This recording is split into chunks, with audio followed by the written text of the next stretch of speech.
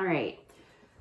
So this is my demonstration of what I'm going to be most likely doing on Thanksgiving, because sometimes a turkey is a really big bird and sometimes I don't need that much. But sometimes I'm in the mood for making a turkey. Sometimes I just like to roast a chicken as well. So I actually have a chicken right here. Has anyone roasted a chicken before? Great. So I'm going to show you how I do it. And it might be a little different from how you've seen it done or how you've done it. But this is just how I do it. And I really wanted to share that with you today. Because there's lots of different ways. But the first thing is I'm going to roast the chicken in the oven. So the first step that I have to do is I have to turn the oven on. So I'm going to turn the oven on to... You have to preheat the oven. Yep, I'm going to preheat the oven before I start preparing the chicken. So I'm going to turn the oven on over here to 400, maybe 425. Get that, so that will take a couple minutes to be preheated. Now I can start playing with my chicken that I'm going to put into the oven. So I like to buy my chicken from farmers. So sometimes they usually don't have any labels on them because I actually drove to the farm where the chickens were processed and put into a bag and in the freezer. And these are local pasture raised chickens. So that means that they've been living in a pasture their whole life. And they've been moving around the pasture. And the pasture is a big grass field that chickens get to use their beaks. They get to peck in the soil. They get to eat the bugs. All that like bacteria they love to play with, and that really keeps them nice and healthy. So that's where I get my chicken from, and the chicken really just eats, you know, most of the stuff that's in the grass and in the ground. But a lot of times the farmers will give them some different feed that may be good for them. And so the first step is I'm going to take the chicken out of the bag, and I am going to think about what I want to put inside the chicken. So if you can picture, you know, what may be some flavors that when you're eating your chicken, you would like to taste. And I like to start with, you know, maybe something citrusy, so like a lemon or an orange is good to put inside the chicken before we bake it. But there is something special that I was able to go out and pick in the wild on Cape Cod, and that is cranberries. So cranberries are super high in vitamin C. They're also really good for our digestive system. So I am going to actually put these beautiful wild cranberries that I got, and I'm just going to put them inside the chicken. So when I bake the chicken, it's going to have a really, really nice flavor, like a subtle flavor, a little flavor of cranberries. And then another thing I really like to put in the chicken is ginger. And if anyone likes ginger, it can add a really nice flavor to the chicken with the cranberries. That goes really nicely together. Then we want to think about our herbs. So there's fresh herbs that can be really fun to put in the chicken so we get some nice flavors. And some of my favorite is rosemary. So rosemary, it's aromatherapy. You can just take a sniff and you automatically feel different.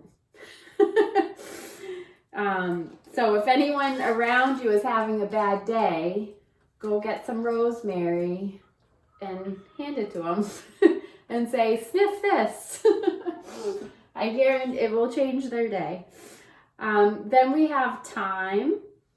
So thyme's also like another really nice one to sniff. It smells really nice. That's really good for, both are really good for our immune system too. So cranberries with the vitamin C is good for our immune system. Rosemary is good for our immune system. Thyme is good for our immune system. So we're putting things that are really good and healthy for us inside the chicken and incorporating it into our meal, which is pretty awesome. So I think we're ready. We can just keep this nice and simple. If anything else, we may want to think about some lemon, and you could use a lemon. This is a lemon preserve. So I'm just going to pour a little bit of lemon preserve inside the chicken, but you could just take a lemon, cut it in half, and put it inside the chicken as well. So now we're ready to choose our pan. Now you can choose a lot of different pans to use, but it has to be oven safe. So we have something that may look like this, and this is called a Dutch oven. This is really easy to put a chicken inside of and then stick it in the oven. I'm going to use just a stainless steel like open pot. I am going to try to get the top of this chicken crispy. So in order to do that, I'm going to take my chicken and I'm going to put it into my pot over here. And I'm going to take some olive oil and drizzle olive oil over the top. So it will get nice and covered, and then when we put it in the oven, it will get crispy if we do that. Oh, I forgot the ginger. So I'm gonna put the ginger in the chicken right now. And then we salt and pepper. Okay. I'm just gonna do a little bit. And you could add other flavors too. You can add some more like herbs if you wanted to.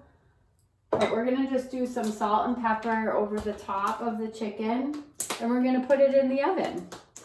And we want to, depending on the size of the chicken, we would need to keep track of how long we cook it for. But typically a chicken is going to go into the oven at 400 degrees for about an hour and a half. But we can check in if we have, whoever we're cooking the chicken with, we can look it up and look up a chart and make sure that we're cooking it long enough. But this is just the first step of the process. Are you gonna make soup out of it? Yeah, so after I roast the chicken for about an hour and a half, I am going to actually put the chicken in the oven for 1 hour, uncovered, and then I'm going to take it out and put a cover over it and put it back in the oven for 30 minutes. Because when we do that, we are getting the top crispy, and then we put the cover over it so it doesn't get too crispy. Just don't burn yourself. I won't. Thanks, Laura.